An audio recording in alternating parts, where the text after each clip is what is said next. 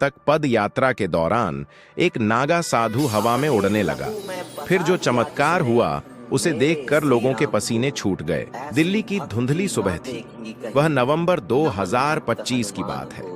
सूरज की पहली किरणें यमुना नदी के किनारे बिखर रही थीं, मानो स्वयं भगवान विष्णु ने यात्रा को आशीर्वाद देने के लिए अपना दिव्य प्रकाश बरसाया हो। बागेश्वर धाम के परम पूज्य संत धीरेंद्र कृष्ण शास्त्री जी महाराज, जिन्हें भक्तजन बागेश्वर बाबा योग के नाम से पुकारते हैं, दिल्ली के चाणक्यपुरी स्थित एक विशाल मैदान में खड़े थे। उनके चारों ओर लाखों भक्तों का सैलाब उमड़ पड़ा था। यह कोई साधारण सभा नहीं थी, यह सनातन एकता पद यात्रा का उद्घाटन समारोह था। एक ऐसी यात्रा जो दिल्ली से प्रारंभ होकर वृंदावन तक पहुंचने वाली थी, सनातन धर्म की एकता को मजबूत करने का संकल्प लेकर। लेकिन इस यात्रा का उद्देश्य कुछ और ही था। देश भर में व्याप्त धार्मिक विभाजन, सामाजिक कलह और आधुनिकता के नाम पर सनातन मूल्यों का क्षय, इन सब के विरुद्ध एकता का संदेश फैलाना। यात्रा का मार्ग निर्धारित था, दिल्ली से गुड़गांव, फरीदाबाद, आगरा होते हुए मथुरा और अंततः वृंदावन तक। कुल 250 किलोमीटर की पैदल यात्रा, जिसमें हर कदम पर भजन, कीर्तन और प्रवचन होंगे। उद्घाटन समारोह में धीरेंद्र जी ने कहा, भाइयों और बहनों, सनातन धर्म एक सूत्र में बंधा है। राम और कृष्ण एक ही हैं, शिव और विष्णु एक ही हैं।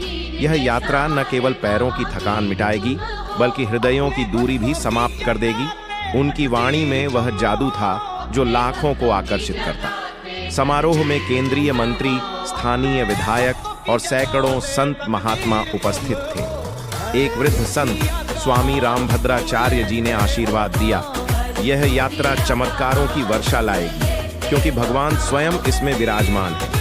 भक्तों, आधा अधूरा ज्ञान सुनना या छोड़ देना दुख और पाप का कारण बनता है। इसलिए इस घटना को अंत तक अवश्य देखें।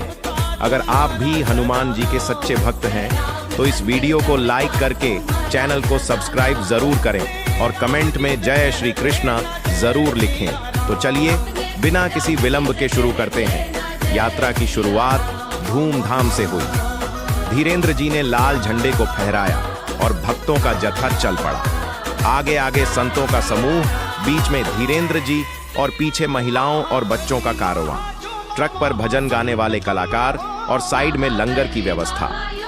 पहले दिन गुड़गांव तक का सफर आसान था। रास्ते में गांव-गांव से लोग जुड़ते गए।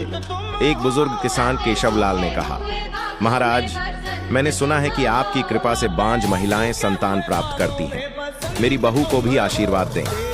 धीरेंद्र जी ने मुस्कुराते हुए कहा, ईश्वर की कृपा सब पर है, बस विश्वास रखो। उस रात गुड़गांव के एक मैदान में विश्राम हुआ।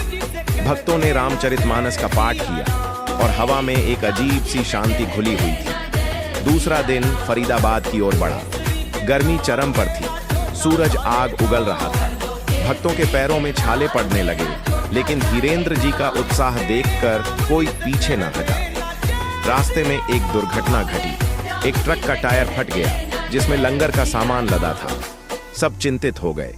धीरेंद्र जी ने कहा, यह ईश्वर की परीक्षा है, प्रार्थना करो।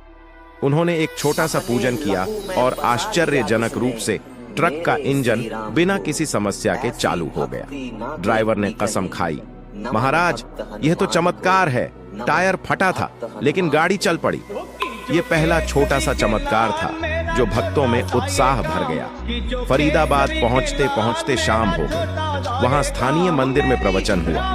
धीरेंद्र जी ने कहा, सनातन एकता का अर्थ है जाति धर्म से ऊपर उठना। हम सब भगवान के बच्चे हैं।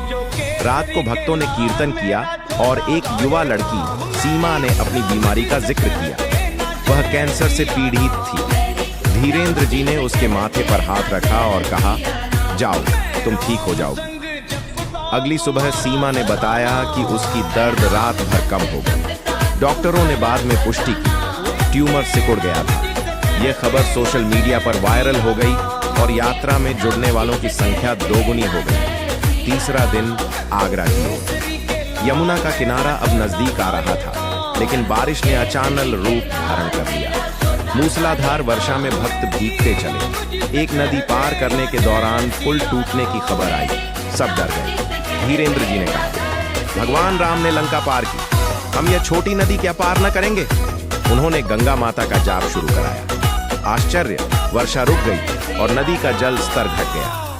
इंजीनियरों ने कहा, यह असंभव है, लेकिन ऐसा हुआ। भक्तों के चेहरे पर आनंद की लाली छा गई। आगरा में ताजमहल के पास सभा हुई, जहां मुस्लिम भाइयों ने भी भाग लिया। धीरेन्द्र जी ने कहा, सनातन एकता सभी धर्मों को जोड़ती है। एक मुस्लिम बुजुर्ग ने कहा, महाराज, आपकी वाणी में सूफी संतों की मिठास है। चौथा दिन सबसे कठिन था। मथुरा के निकटवर्ती गांवों में राजनीतिक तनाव था। कुछ असामाजिक तत्व यात्रा को रोकने की कोशिश कर रहे थे। रास्ते में पथराव हुआ। एक भक्त घायल हो गया। धीरेन्द्र जी ने दुखी होकर कहा, हिंसा सनातन के विरुद्ध है। प्रार्थना से शत्रु मित्र बन जाते हैं। उन्होंने एक हवन किया और अचानक हवा का एक तेज झोंका आया जो पथराव करने वालों को भगा ले गया। पुलिस ने बाद में बताया कि वे भागे नहीं, बल्कि किसी अदृश्य शक्ति ने उन्हें धकेला।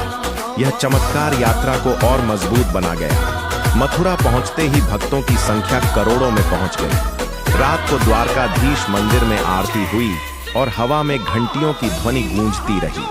पांचवां दिन सूर्योदय के समय यात्रा का जत्था मथुरा के ब्रज क्षेत्र में प्रवेश कर चुका था। वृंदावन अब मात्र 20 किलोमीटर दूर था। लेकिन इस दिन कुछ विशेष था। रात भर सोशल मीडिया पर खबरें उड़ रही थीं। बागेश्वर बाबा की यात्रा में चमत्कारों की बौछार। करोड़ों भक्त उमड़ पड़े। सड़कें पैदल यात्रियों से पट गईं। हेलीकॉप्टरों से दृश्य कैद हो रहे थे, मानो कोई महाकुंभ सा हो। महिलाएं कामवड़ लेकर चल रही थीं, बच्चे भगवा झंडे लहरा रहे थे। वातावरण में भजन की धुनें गूंज रही थीं। हरिओम तत्सत, जय श्री राम। धीरेन्द्र जी आगे चल रहे थे, उनके चेहरे पर दिव्य तेज। अचानक यात्रा के बीच में एक नागा साधु प्रकट हुए। उनका नाम था स्वामी नागेश्वरानंद जी। वे हिमालय के गहन कंदराओं से आए थे।